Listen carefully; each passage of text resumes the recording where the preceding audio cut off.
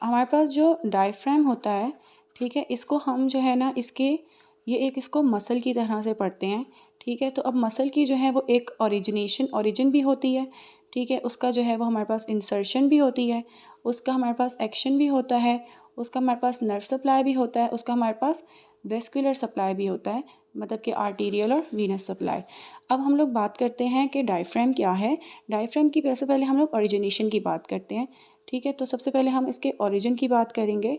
तो इसके हमारे पास टोटल 3 ओरिजिन होते हैं। एक होता है इसका एक्सटर्नल ओरिजिन, एक होता है इसका कोस्टल ओरिजिन, तीसरा हमारे पास इसका क्या होता है लंबर ओरिजिन, ठीक है। लंबर ओरिजिन को हम जो है वो वर्टिब्रल ओरिजिन भी कहते हैं, क्योंकि ये लंबर वर्टिब्रा से आ रहा होता है।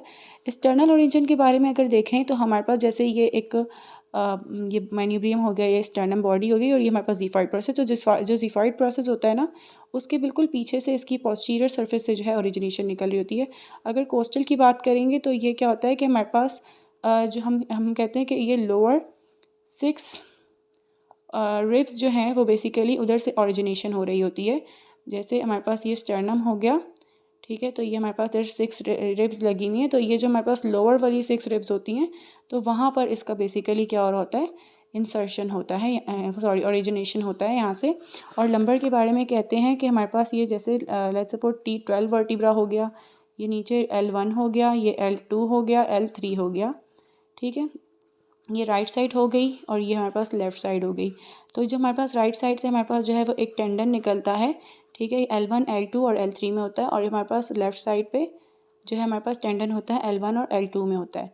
यहाँ से मसल फाइबर्स निकलते हैं इसकी ओरिजिनेशन के लिए डायफ्राम की, ठीक है। तो ये हमारे पास जो है वो राइट क्रूरा कहलाता है और ये लेफ़्ट क्रूरा कहलाता है, और ये कलेक्टिवली हमारे पास क्रूरास कहलाते हैं, ठीक है। अब यही क्रूरास जो होते हैं हमारे पास लिगामेंट जो होते हैं डायफ्राम के, उसकी फॉर्मेशन करते हैं, ठीक है। अब हमारे पास अब लिगामेंट्स कौन कौन से होते हैं, हमारे पास टोटल 3 लिगामेंट्स होते हैं। मीडियन आर्कुएट लिगामेंट होता है, ठीक है। दूसरा हमारे पास होता है मिडल आर्कुएट लिगामेंट, और तीसरा हमारे पास होता है लेटरल आर्कुएट लिगामेंट, ठीक है। मीडियल आर्कुएट ये हमारे पास जो है वो मीडियन होता है, ये मिडल होता है, और ये लेटरल आर्कुएट लिगामेंट होता है। फिर इसमें हमारे पास कैसे ये फॉर्मेशंस होती हैं इनकी, कि जो मीडियन आर्कुएट लिगामेंट होता है ना, वो हमारे पास लेफ़्ट और राइट क्रूरा की यूनियन से होता है, ठीक है। लेफ़्ट और राइट क्रूरा के यूनियन से हमारे पास हो रहा होता है, और पास होता है over the 12th thoracic vertebra, ठीक है। यहाँ से ये निकलता है और पास होता है over the 12th thoracic vertebra, सही है। उसके बाद कह रहे हैं कि हमारे पास जो मीडियल आर्कुएट लिगामेंट मतलब कि जो ये मीडियल होता है, नहीं सॉरी मिडल आर्कुएट लिगामेंट होता है। तो मिडल आर्कुएट लिगामेंट या मीडियल आर्कुएट लिगामेंट जो होता है ना, वो एक्सटेंड करता है from the second lumbar vertebra to first lumbar vertebra, ठीक है। सेकेंड लंबर वर्टिब्रा से फर्स्ट लंबर वर्टिब्रा में वो एक्सटेंड करता है उसके ट्रांसवर्स प्रोसेस में।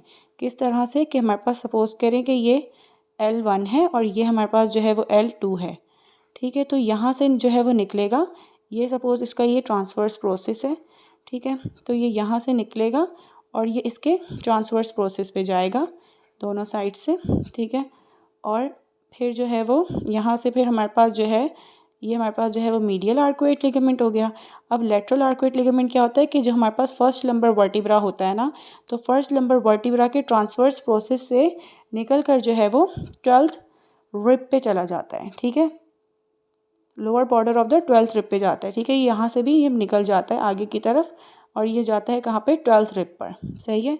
12th रिब के लोअर बॉर्डर पर जाकर ये क्या करता है, इसकी मतलब कि इस लिगामेंट की इंसर्शन हो रही होती है। तो इसमें ये था। और इसके अलावा हमारे पास जो है वो ब्लड सप्लाई की अगर पहले हम लोग नर्व सप्लाई की बात करें, ठीक है। नर्व सप्लाई देखेंगे तो नर्व सप्लाई जो होता है वो फ्रेनिक नर्व्स के ज़रिए से होता है, और इसके अलावा 5 इंटरकोस्टल नर्व्स होती हैं, ठीक है। 5 इंटरकोस्टल नर्व्स होती हैं, उनके ज़रिए से भी सप्लाई मिल रहा होता है। और इसके अलावा जो हमारे पास ब्लड सप्लाई होता है ठीक है। जो हमारे पास ब्लड सप्लाई होता है वो बाय द अजाइगस वेन भी हो रहा होता है, और 5 इंटरकोस्टल आर्टरीज़ होती हैं, उनके ज़रिए से हो रहा होता है। ठीक है। 5 इसमें हमारे पास क्या होता है, 5 इंटरकोस्टल आर्टरीज़ होती हैं और अजाइगस वेन होती है। सही है, अजाइगस वेन होती है और 5 इंटरकोस्टल आर्टरीज़ होती हैं। और इसके अलावा हमारे पास जो है ना ओपनिंग्स होती हैं, तो